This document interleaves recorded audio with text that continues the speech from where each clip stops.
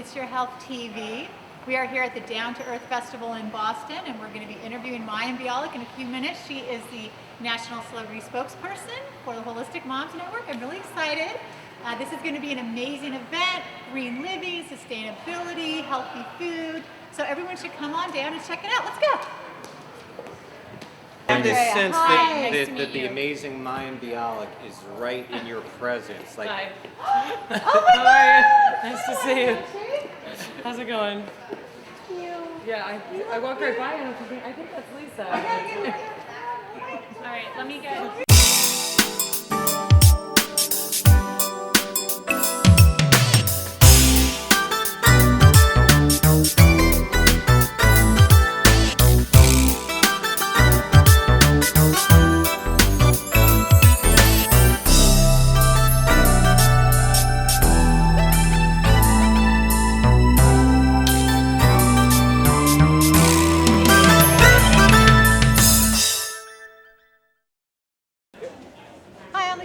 Welcome to It's Your Health TV. We are on remote with Mayim Bialik. I'm so glad to have you here. Thank you. Thanks for coming out to see me. Oh, I just adore you. And I had the pleasure of interviewing Mayim twice on It's Your Health Radio, itsyourhealthradio.org. You can hear Mayim's wonderful interview where we talked about attachment parenting. Yes. And I would love to talk with you about that tonight. And we are here for Down to Earth. If you can actually tell us a little bit about that first. Down to Earth is a green expo with hundreds of vendors. There's kind of something for everybody. There's food, there's stuff for kids and families. There's stuff if you're interested in greening your house or your life. I'm actually speaking on Sunday. I'm the keynote for Sunday, talking about green parenting, but also just sort of my journey as a green person with a little bit of an emphasis on what it's like to be green in Hollywood. Oh yeah, that must be interesting. You know, you would think it'd be really trendy, but then maybe people aren't doing it on a deeper level. So is that what you that's find? the thing. I mean, I think like if there's any good trend, this would be a good trend to have. Like if somebody wants to do something green because it's trendy in the industry, that's still an improvement. Yes. Obviously, if people can do a deeper understanding of the research behind it and be really educated to pass that to other people, that's great too. But I kind of feel like any green is good green, so I will take the trend and run with it. Now for you, it's not a trend, obviously. No. It's been something you've been into for years. If you can tell us a little bit about that. I sort of always had a green consciousness as a kid. I don't really know why. My parents, I guess, were sort of politically progressive, but it wasn't super hip in the 70s and 80s to recycle or things like that. But as it started coming into my consciousness as a kid, I really was attracted to it.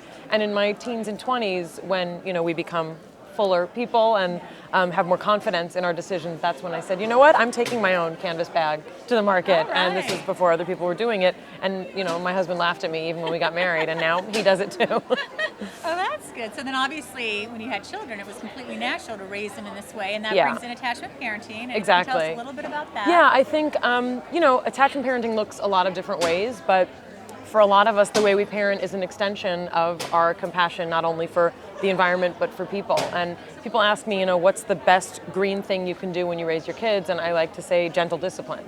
If we teach our children that we are kind to them, they will grow up, we would hope, to be kind to others and to the environment. So to me, it's really an extension of attachment parenting to teach kindness to the universe and to the world. Yes.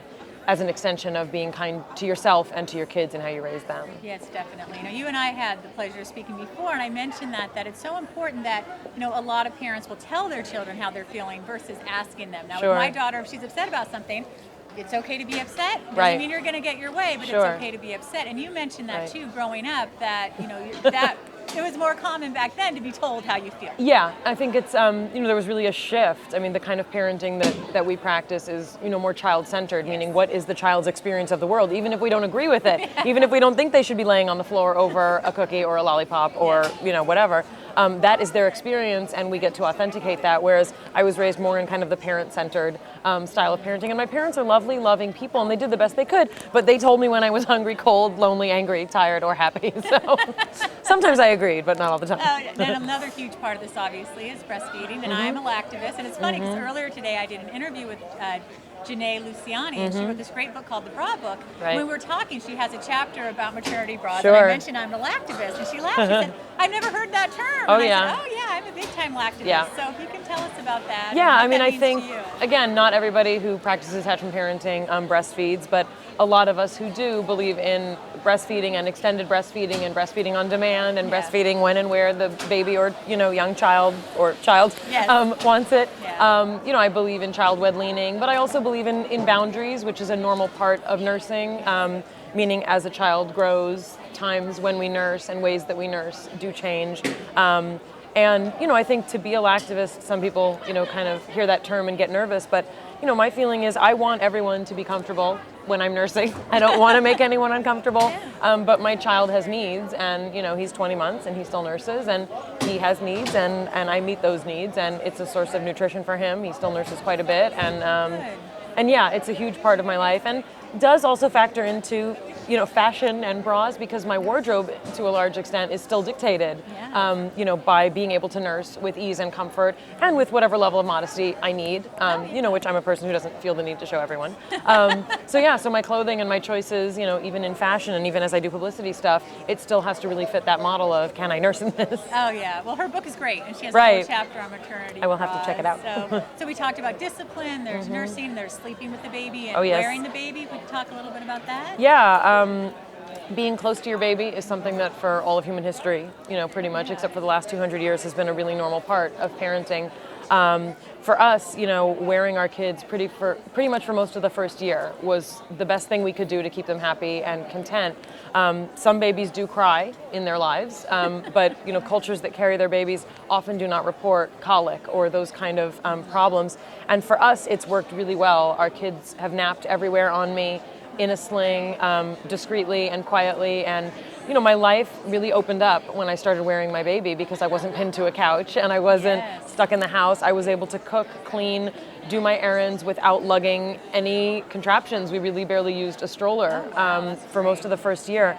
And it's great. It's one of our favorite parenting tools. It's the way my husband can put our boys to sleep, because they nurse to sleep. That's how they go to sleep. And so without a sling, my husband would be holding a screaming awake baby, whereas if he puts them in the sling, he can make them go to sleep that way, which is great. Oh, that's nice. And then speaking of sleep, you have the family bed? Yes, we have one large bed.